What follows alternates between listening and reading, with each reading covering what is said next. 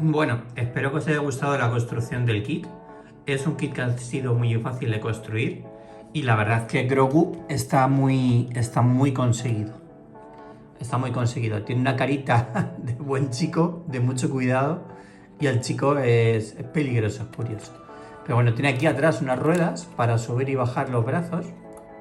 Está bien, es interesante. Está bien. Y dentro de la cuna hay unas... se fija aquí, para que no se mueva.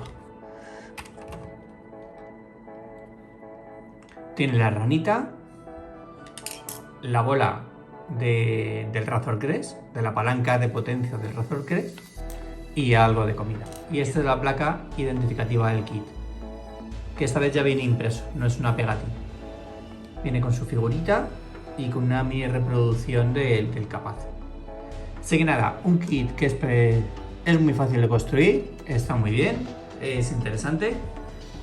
Os enseño cómo queda el kit con mi mega figura de mando. Creo que las proporciones no son las correctas, pero bueno, no queda mal.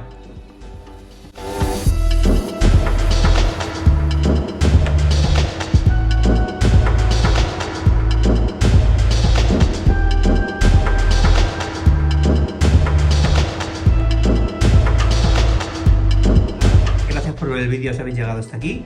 No os olvidéis de suscribiros y darle un like, me ayuda muchísimo los likes para que YouTube distribuya el vídeo.